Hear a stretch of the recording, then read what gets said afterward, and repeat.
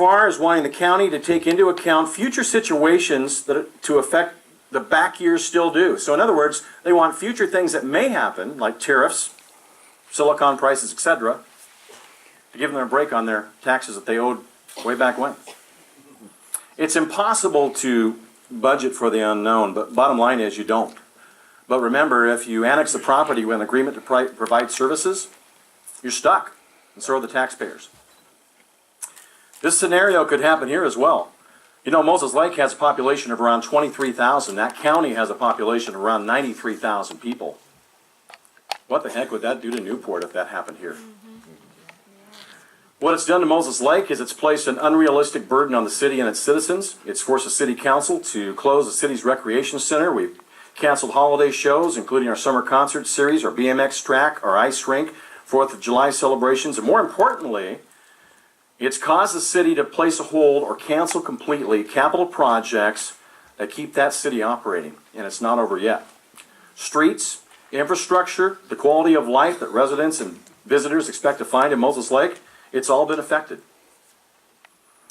Because of the city's strained budget and uncertainty, we've lost many of our first responders who have relocated to higher paying and more secure jobs outside of the area. We can't afford to pay them what they're worth. The medical community struggles to find and retain doctors and RNs and other personnel. Why? Lack of those very things I just mentioned. Overall, the quality of life that's been replaced now, and I'm sure you've seen it on the news, the daily reports of gang activity, drugs, and homelessness. An industry this size puts a strain on your first responders. What has HITEST offered in the form of training your first responders in case of emergency? Maybe it's not got that far yet. Where's the nearest hazmat trained unit in this area? Moses Lake still doesn't have one. It's an hour and 20 minutes away. It's in Tri-Cities. If you have one nearby, is it big enough?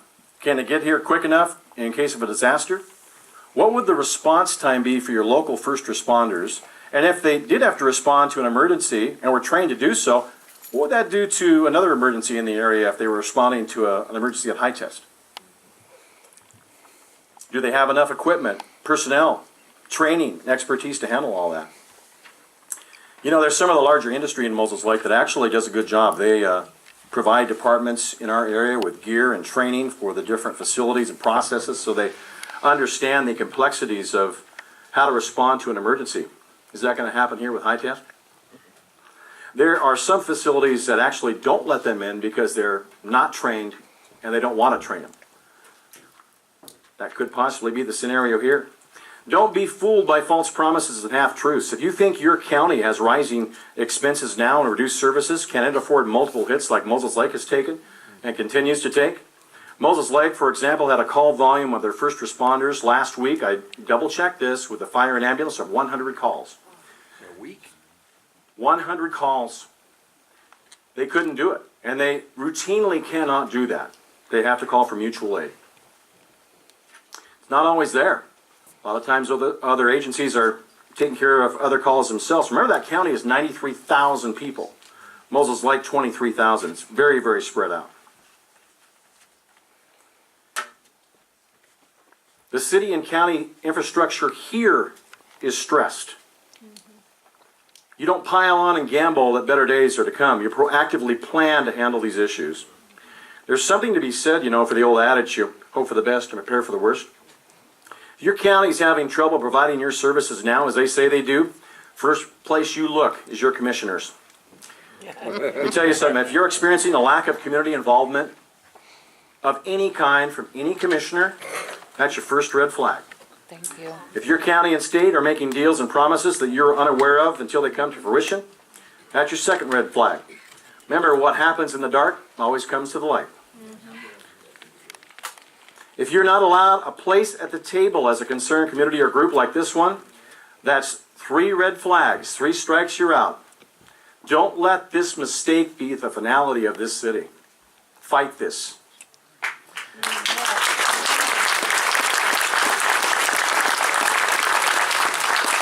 My wife Diane and I, while we still are both looking for employment in the area, actually commute back and forth to Moses Lake right now.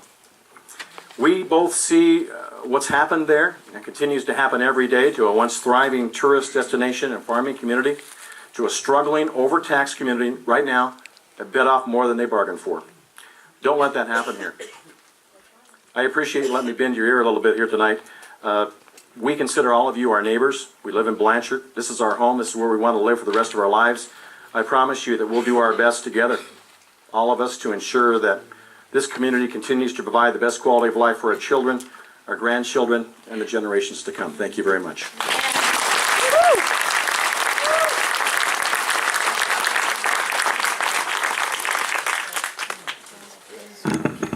Thank you, Bill. Next up is Axel and Teresa.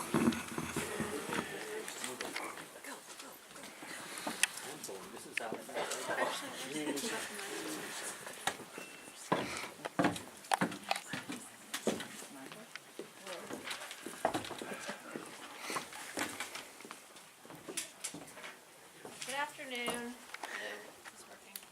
Switch. Hello? Hello. Okay, this is my second time up here, guys. My name's Teresa. I live in North Idaho, Old Town, North Idaho. And annoyingly enough, I know more about Washington state law than I do Idaho state law. Having said that, I want to share something with you that I actually just discovered, and that is the Hearst ruling. Anyone familiar with it? Oh, yeah. Well, the Hearst decision on October 6, 2016, the Washington Supreme Court ruled on a landmark Whatcom County versus Hearst case, which will impact water rights throughout Washington state. The Hearst decision affirmed that counties have the duty to evaluate legal availability before using a building permit. It also affirmed that counties, not DOE, needed to make the determination of legal availability. The new requirements mean that counties must determine if a new building permit will be established. Water use that will impair a senior water right, which includes permit-exempt wells, basins with in-stream flow rules. Okay, sounds a little complex. There's a key words there, and that's senior water rights. I want everyone to remember that, especially North Idaho folks, because the environment has no state lines. Dolly Hunt, Pend Oreille County's so-called prosecuting attorney, has advised the county to take a wait and see what happens, and that they will not enforce the ruling until June 20th, 2020, when the county will be required to update their comprehensive plan. Therefore, they will come into compliance with the Hearst decision. Until that time, unless there is some additional legislative action, property owners will continue to apply and receive well and building permits without compliance. Although it is noteworthy, this is not an indefinite relief of compliance. My concern here is that the city of Newport is actively drilling wells against this decision. Having said that, they said they were not going to enforce the law until 2020. They also admitted that they will be supplying, the city of Newport will be supplying High Test Sands water, which is what, 8,000 gallons a day? So they say. For 2 stacks? They're going to permit for 4. That's 16,000 gallons of water a day. There are exemptions for this ruling, and that's the limit of 5,000 gallons a day for industrial use. Does it seem a coincidence that Newport City is now drilling these wells adjacent to the High Test property? I think not. Also, I've been advised that there have been some High Test folks pecking around Idaho looking for water and looking to access our land to make access into the High Test property. So I'm urging everyone to contact the Department of Lands, the director, and urge him and our governor not to sell and or trade that state land that's adjacent to High Test property. Also, Idaho Forest Group is logging that land as we speak, and they're going to proceed north, probably into the spring, which means there's not going to be any trees left. That barrier that will basically, I won't say it will hide the High Test building, but once they take all those trees down, you guys, it's going to be very barren. So please call your legislators, tell them, we do not want them accessing this property via Idaho. We do not want them using our water, and keep your eye on this Hearst decision as we move forward. Please, everyone, do your due diligence as citizens. Thank you.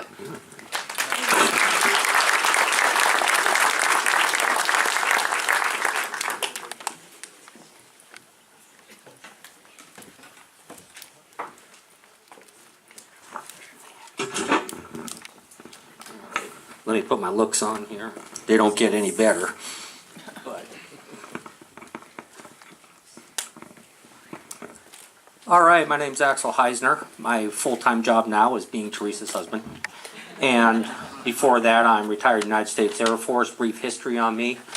Former law enforcement, worked with the Office of Special Investigations. From there, went to the San Bernardino County Sheriff's Academy. From there, the California Department of Corrections Academy.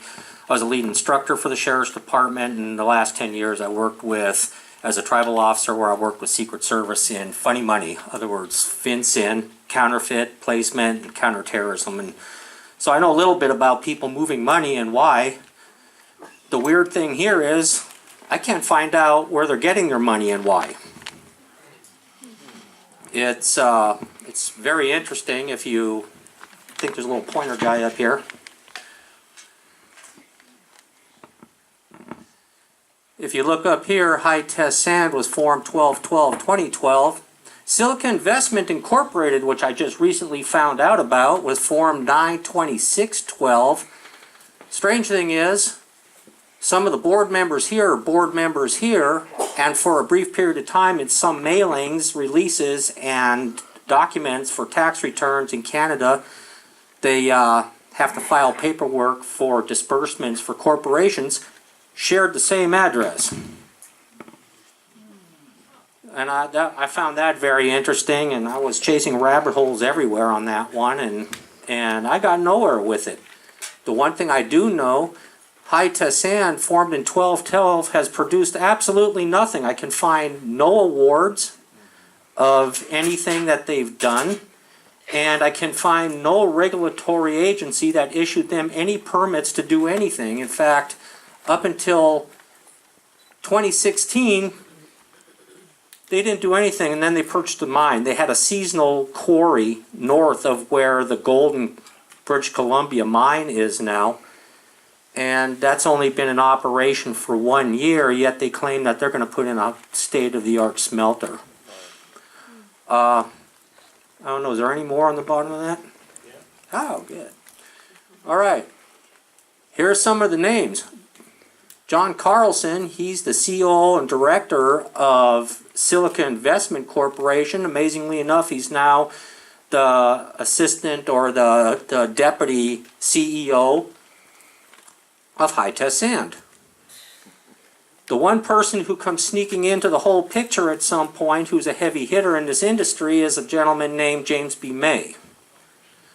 James B. May is tied into all kinds of countries. I have to return to my notes, or companies, I should say.